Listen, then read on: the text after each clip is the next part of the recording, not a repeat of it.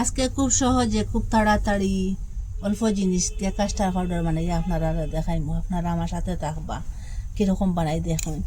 আমি একটা প্রথমে চামচ লইছি, চামচ দিয়ে মাফ করিয়া দিব।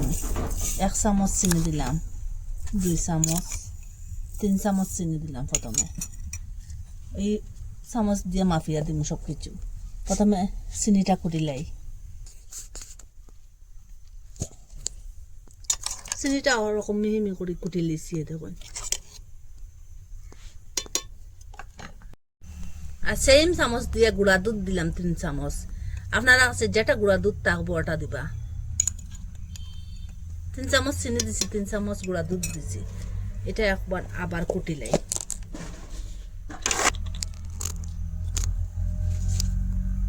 চিনির সাথে গুঁড়া দুধটা ওরকম করে কুটি লিছিয়ে দেখুন, পুরা মিহি হয়ে গেছে গিয়া।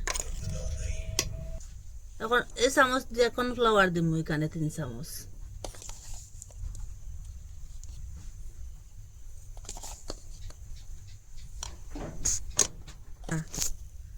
এটা সবটা আবার কুটিম।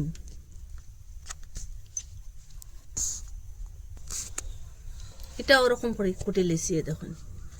আর এটা গড়ে ভ্যানিলা আইসেন বানাইল। আপনারা চাইলে চ্যানেলের মধ্যে গিয়ে ভিডিও দেখতে পারেন। এখন এখান থেকে আমি কয়েক ফুটা দিলাম। আবার এটা মিক্সচার এটা লাগাইয়া আবার কুটিম। এটা ওরকম করে কুটি লিছিয়ে দেখুন। কাস্টার্ড পাউডার বাজার থেকে কিনেন কত দাম দিয়ে, ঘরেও খুব জিনিস দিয়ে ওরকম বানানো যায়। একটা বাটির মধ্যে এখন ডালি দিন।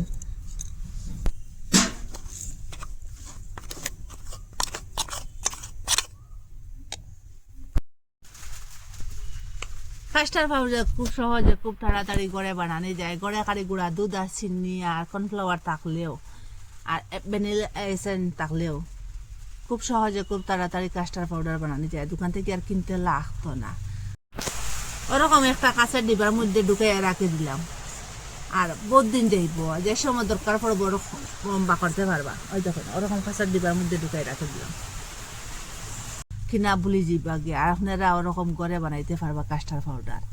আর আপনারা কই থেকে দেখরা কমেন্টের মধ্যে নিশ্চয়ই জানাইবা। ভালো লাগলে লাইক কমেন্ট শেয়ার সাবস্ক্রাইব করবা। আর আজকের ভিডিও এখানে শেষ। নতুন একটা ভিডিও নিয়ে ফিরে আসবো বন্ধুরা।